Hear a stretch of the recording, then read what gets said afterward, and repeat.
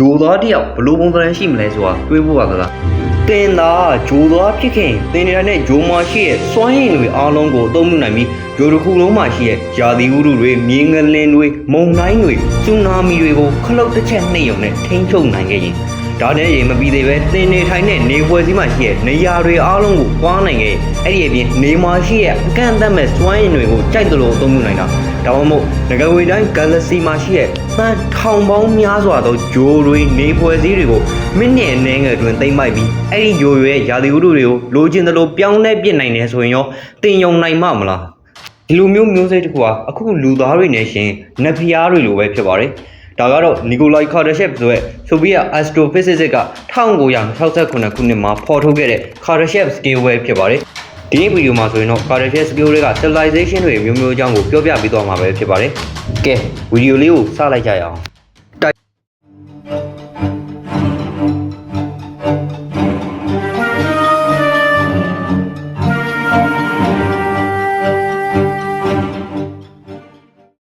Type 1 civilization Type 1 civilization ကြောင့်မပြောခင်ကျွန်တော်တို့လူသားတွေကအခုလက်ရှိမှာဆိုရင် Type 0.73 civilization ပဲရှိပါသေးတယ်ဆိုလိုချင်တာက Type 1နောက်မရောက်သေးဘဲနဲ့ Type 0 civilization မှာပဲစင်ဖြူကြီးအမိကြမှာတက်နေရပါဆိုတော့ Type 1 civilization ရောက်လာဖို့ဘာတွေလိုအပ်လဲ Type 1 civilization ရောက်လာဖို့ဆိုရင်ဝါပေါင်း10 to the 16 power လိုအပ်ပြီးတော့အခုလူသားတွေနဲ့စွမ်းရည်အသုံးပြုမှုနဲ့ရှင်ရင်အစာပေါင်း1000กว่าပါတယ်ယခုလက်ရှိလူသားတွေအနေနဲ့ဆိုရင်စွမ်းရည်ရရှိဖို့ရေနံကြောင်မီးသွေးဝါတုံးခွင်းနဲ့ရုပ်ကျွန်းလောင်စာတွေစတဲ့ပြန်လည်မပြေဖြိုးမြဲတန်စာဓာတ်တွေကိုအဓိကအလွန်ကြုံသုံးပြုပြီးပြန်လည်ပြေဖြိုးမြဲတန်စာဓာတ်တွေဖြစ်တဲ့နေအားလျှက်စစ်ဆိုလာပြားတွေလေအားလျှက်စစ်တာဘိုင်တလက်တွေနဲ့ရေအားလျှက်စစ်ဆဲကာတာတွေကိုတော့အသုံးပြုမှုရာခိုင်နှုန်းနည်းနေပါသေးတယ်။ဒါဆိုရင် Type 1 civilization ကတိုးရဲ့စွမ်းရည်တွေကိုဘယ်ကနေရရှိလဲ။ Type 1 civilization ကတိုးရဲ့စွမ်းရည်တွေကို cyclone, hurricane စတဲ့မုန်တိုင်းတွေကနေ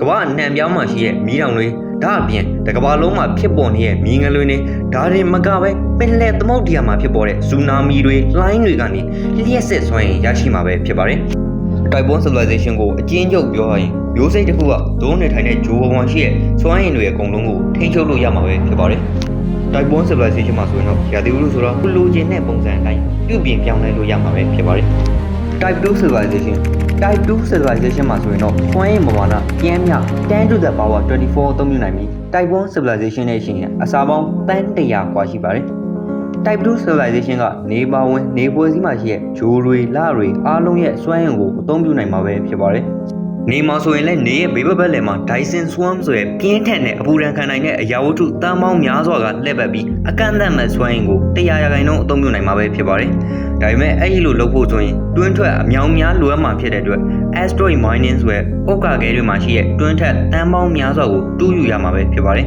။ဒါဒီမကသေးပဲကျွန်တော်တို့နေပွဲစည်းမှာရှိတဲ့ Mercury နဲ့ Jupiter ဂျိုကိုလည်းတယံဇာတလိုအပ်မှုကြောင့်စိတ်မကောင်းစွာနဲ့တူးရမှာပဲဖြစ်ပါတယ်။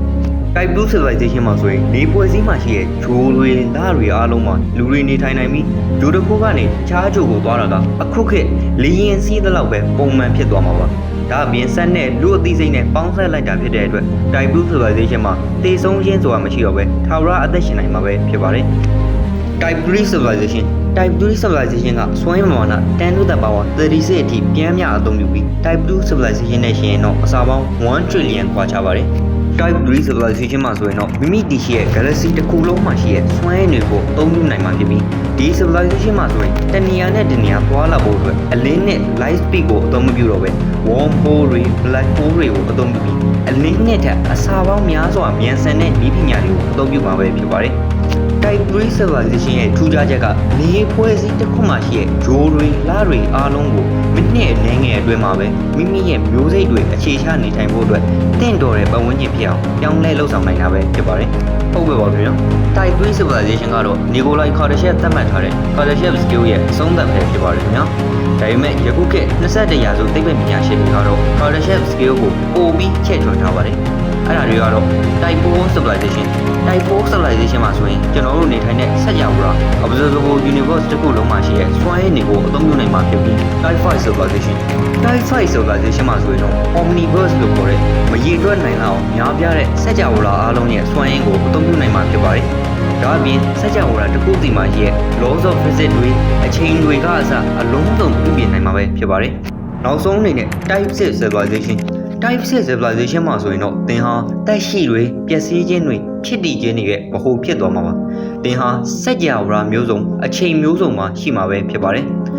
type 6 civilization ကိုယခုလက်ရှိလူသားတွေရဲ့အဆင့်အမြင့်ဆုံးနည်းပညာတွေနဲ့တောင်နားလည်ရန်အလွန်ခက်ခဲနေပါသေးရဲ့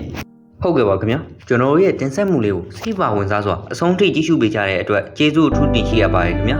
ဒီလိုမျိုးဘဝတုဒ္ဒရပွဲအကြောင်းအရာတွေများကိုဆက်လက်တင်ဆက်ပေးဖို့နောက်ဗီဒီယိုမှာပြန်တွေ့ကြပါမယ်ခင်ဗျာ